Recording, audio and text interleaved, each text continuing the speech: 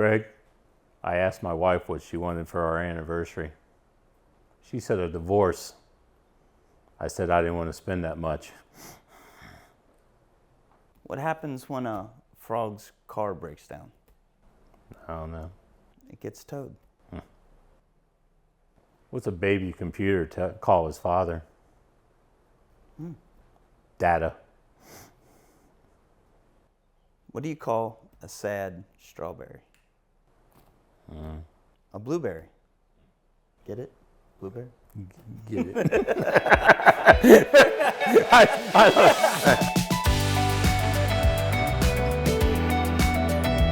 My name is Craig Murnan. I've been in Loveland here.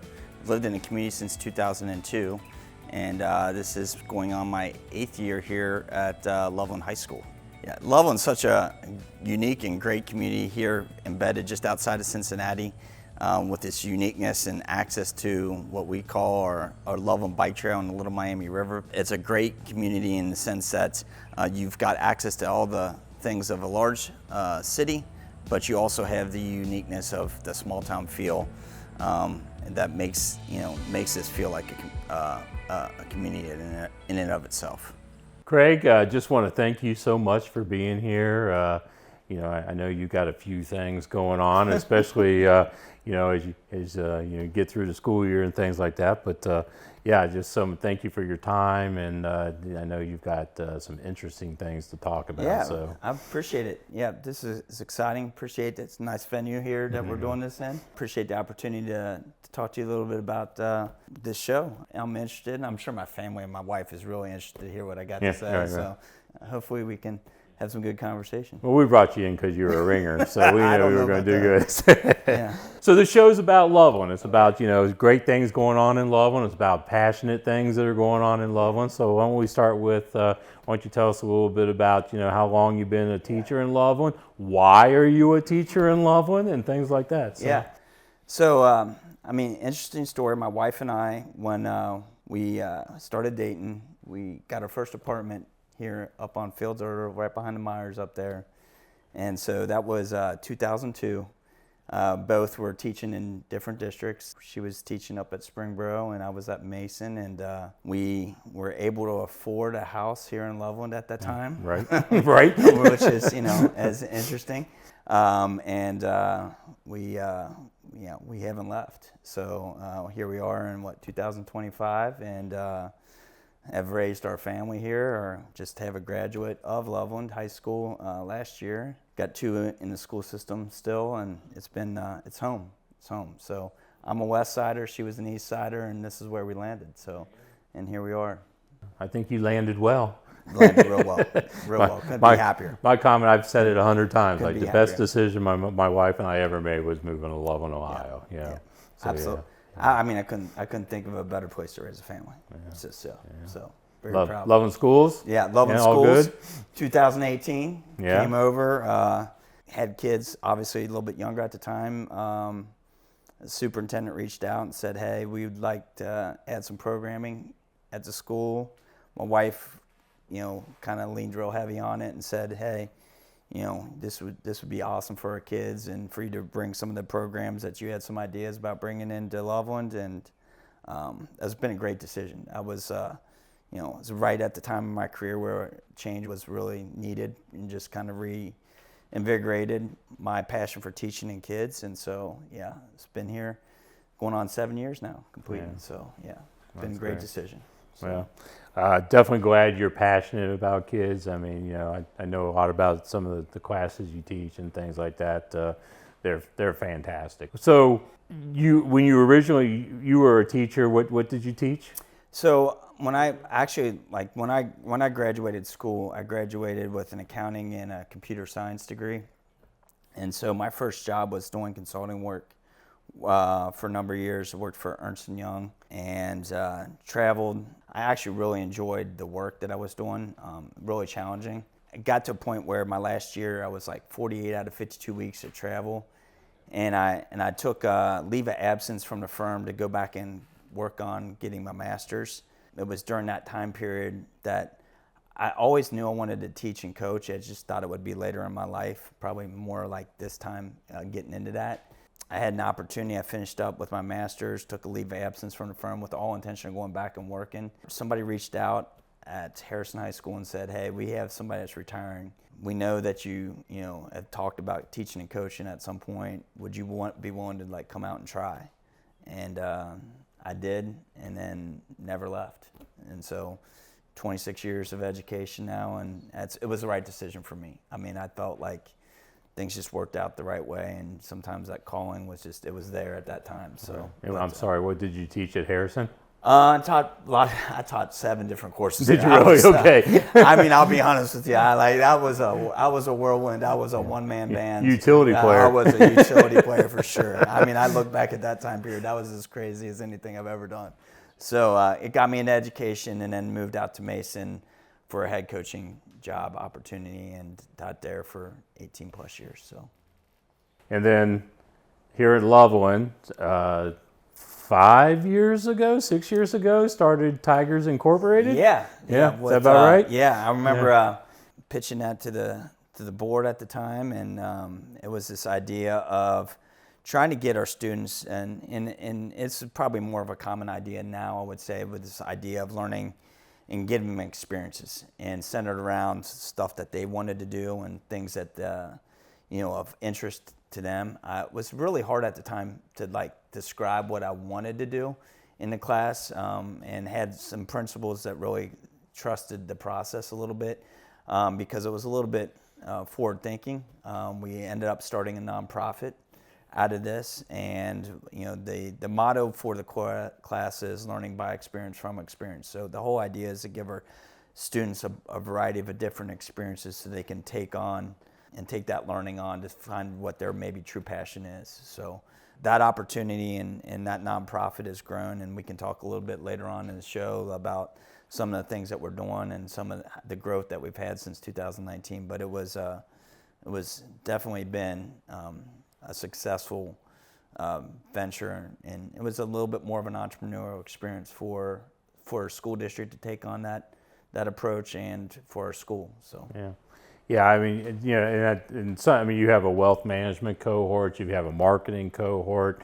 I'm going to say a fundraising cohort. Yeah, we did this year. I mean, you guys are working, and again, if I didn't say it, I'll say it again. I'm a fan. Yeah, I okay. appreciate it. And I love the stuff they're doing. They're working with the government entities around here. They're working with the businesses around here. They're doing charitable things. They're doing business things, presentations, and just like you said, they're getting, in my opinion, some real world experience, some real life experience that, frankly, they're getting some of those, and nothing else, some of those soft skills that really employers are looking for. I would say, so like when you look at like research in this day, the employers are saying the soft skills are the ones that that are universal, and that they are needed, and that we're not focusing on. But it's really hard sometimes to quantify like what those things are. It's not like it's more of like a checklist. Like, are we giving these students these types of experiences? Well, I can speak to, since like 2019 now, our graduates are getting opportunities to go into universities, and because of the experiences they're having within our program, they're starting their freshman year. They're on the wealth management fund at the Farmer School of Business. They're on the wealth management fund at Wittenberg. They're getting opportunities. We have students on Dayton's, the University of Dayton. They're going into leadership roles that typically are geared for juniors or seniors in their programs, and they're getting those opportunities as freshmen because of some of the work that we've been able to expose them to. So, the work that we've done within Loveland. I mean, the dog park, that came out of a vision. The work within the city government, and some of the partnerships that we've been able to establish there, and then our nonprofits that we've helped support have just been fantastic experiences for our kids. And the whole idea was that they could say that they did something versus they learned. And so like that's how I really measure their experiences in class is, what did you do? What impact did you have? And do you have something to speak to in an interview or in an internship competition that they might be facing? Yeah, I agree. Yeah. If someone shows up looking for a job and they've got Tigers Incorporated or something like Tigers Incorporated on there, and let's say, well, maybe robotics, because that whole program is crazy. Great program. Yeah, he shows up there, and let's just throw in they were an Eagle Scout or something. Yeah. Guess what? They're getting an interview because Yeah. definitely. So huge appreciation for what they're learning there. And the other thing is, like, you even look at like the wealth cohort. Oh, that's great. They're investing real money, Yeah. right? So it's not like it's the stock market game, No. right?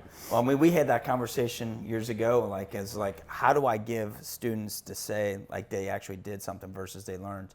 So how, we do the stock market simulation in my investing and money management class, which is geared towards sophomores and juniors. But when they get into senior level, now we're in a position where they can actually make decisions on companies, make decisions on a portfolio, look at performance, look at how to diversify and how that looks throughout their career. They get real excited about the growth. Past years are challenging future years. So it's pretty great experience for them to speak to, and in getting our school district to embrace the fact that they get that opportunity and that we can expose them to that at a high school age. Yeah, that's good. Yeah, and 2025 has been nothing but a learning experience for the wealth management cohort, right? Yeah. So It was looking good until it wasn't looking good. It's been now we're back to looking okay. It's been a learning experience for this old man. Let's put it that way. So absolutely. So well, I know you've got some interesting things. There always had some interesting things going on, but I know you got one really big project that you guys have been working on for a while. So you want to talk a little bit about that? Or? Yeah, we're really excited to open up the 2025-26 school year with what is named the Steve Kenyon Outdoor Classroom. This project came about from our green team. It came about from an idea of an unused area in our school to create. It's a covered area that faces the outside of our school, and it was underutilized. It was basically a mud pit, right. With an air conditioning unit that we've now been able to turn into a patio. Have got access now for our disabled student body. And what we were able to do this year is raise over, I think to date, $164,000. Almost 95% of all the funds were privately raised. We did this in a very short time frame, January till the fundraising will officially end in September of this year. And we have the grand opening scheduled for the 26th of September. On our homecoming, we'll officially launch the Steve Kenyon Outdoor Classroom. And this is all in honor of a teacher that suddenly passed. That was a Loveland resident for his entire life, came back and teacher, coach, and just I can't think of a better person to honor this particular space. So it's been a purely passion project that our students have really just taken all kinds of different skill sets to accomplish. Right. So pretty cool. I think that's fantastic, and you're right. You talk about passion and stuff.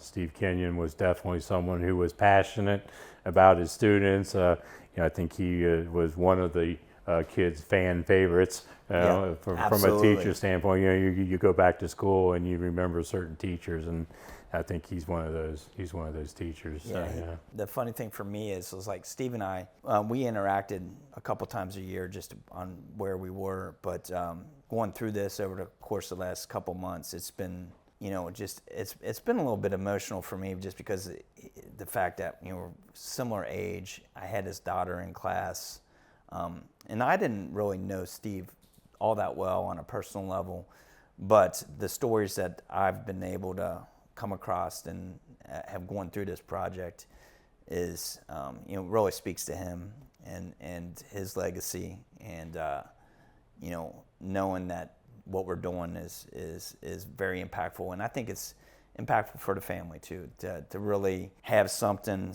positive come out of a pretty tragic situation, and to give and be able to celebrate his work at Loveland. Gotcha. Yeah, fantastic. I know there's probably at least in the last week or so, there's been some pretty nice days where it would have been nice to go out and sit in that classroom, right? And the kids, I mean, that is already going to be a utilized space, and in many ways it may not be complete yet, but it's getting utilized for sure. Good. So anything 25, 26 school year, anything new? Any new ideas or anything exciting? I mean, we are really trying to. We've had some luck in the past with doing some analytical work. I do have a group of students that are coming in kind of trying to push to really want to do some sports analytics stuff. We've done that in the past. We've had some work that we've done with the Reds and some of their draft strategy. We have a group that's working, intends to work with the FC Cincinnati on their draft strategy and looking how to evaluate different athletes from a value standpoint. So we've done some work here this past school year on that, and we look to kick that off this fall. So it'll be interesting to see where that project goes and see if we can get some momentum behind that. I'm going to have to brush up on my stats stuff. But I'll be able to help them on the analytics. I love stats. Yeah, but so I mean, right. Yeah. So no, that's good. So that excited about what that project will lead, and then our students will bring in here in the fall. We'll bring in ideas that they've been thinking about. That's kind of one of the things that they'll be coming to the table with, and then we start to build some structure and some projects around what they want to do. Yeah. So.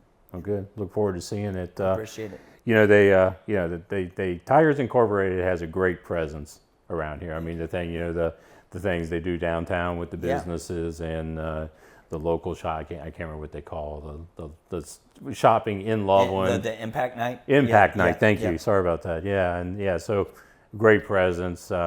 And I don't want you to get a big ego or anything, but you are also one of those teachers that the kids talk a lot about, and I know you are completely unwilling to accept any responsibility for all the good things going on. I'm going to put it on tape and make it so. I have a wife that keeps me right in line. Well, that's they have their jobs. And my daughter. Yeah, she'll be the first one to throw it out at me. Okay, good. Well, again, thank you very much. Definitely appreciate your time. Thank you. Appreciate all the things you're doing. Keep doing some amazing things. And again, I truly do look forward to see what else is coming down the pike with not only Loveland Schools, but definitely Tigers Incorporated. I appreciate the opportunity and just the opportunity to share what we do and our student success. So appreciate your support. Yeah, you bet. Thank you. All right. Yeah, so I'm standing here in the Steve Kenyon Outdoor Classroom. This is a project that last year my students in the community, along with our biology green team students, worked on to create this space. Space was just a dirt pad. Everything that you see in this space and some of the stuff that's still yet to come. I'm really excited about our ribbon cutting ceremony that we have on September 26th. Prior to our homecoming game, we are officially going to do the ribbon cutting and the naming of what we're standing in and what we're filming in right now is the Steve Kenyon Outdoor Classroom in honor of fallen teacher Steve Kenyon. So Craig, this is partly a finance show. Sure. Okay. Yeah. So I know you did have a finance question, so I thought we bring the brains of the operation in and let him take a shot at it. How's that sound? Yeah, sounds good. Yeah. So, me dealing with high school age and honestly like staying in contact with a lot of our graduates. As you see it, like looking at that 25-year and under age group, like what do you think are some of the best investment tools that they have access to as a young investor? So as a young investor, the biggest thing is you got to start saving. So student loans, get rid of those. Car debt, so a lot of kids are coming out getting their first car. So you need money to invest. So not spending your money on things that you don't need at that age, just getting money to put into the stock market. And especially when you're in college, you're surrounded by a lot of companies that are either startups or the new best thing that they target towards college kids. So college kids usually get like a pretty early understanding of these companies and they get a chance to invest because they actually know what these companies do, where at 40, you may never even hear of the company until it's a quickly growing company and getting in the news and all that. So like one of the things that we kind of focus on, at least in class instruction, is like I'm really big on trying to talk to them about financial habits at that age. You know, I look at what they're challenged with at 18. Some of the biggest financial decisions that they're making are happening in that first couple years of their lifetime, and those things are so important. You know, and so like anything that we can do to continue educating them is what I see as important in creating those habits and that discipline. And a lot of times I think that comes from their home. And I'm sure you guys on your end see people that maybe don't have the best discipline, and they're looking for that support system and what that may look like. So, you know, having access to those tools and that support system, I think is huge. And I think, you know, having investment advisors and having advisors that can help educate them is so important. You know, the schools a few years ago finally started bringing financial literacy into the school, which, thank you. And you go and talk to a kid about retirement that's 45 years from now. Right, you know, yeah. their eyes kind of gloss over. But you know, the one thing, if you're going to pay it early on, stay away from the credit card debt and keep an eye on your credit score. If you have low credit card debt, you don't start getting buried by interest and things like that. And if you have a good credit score, you know, the world kind of becomes your oyster a little bit. You know, you get lower interest rates and things like that, and you know, that it makes your life a whole lot easier as opposed to going for 5 or 10 years and all of a sudden have to dig yourself out of debt. So yeah, great question. I appreciate it. Thank you, Austin. Thank you. Thank you. All right.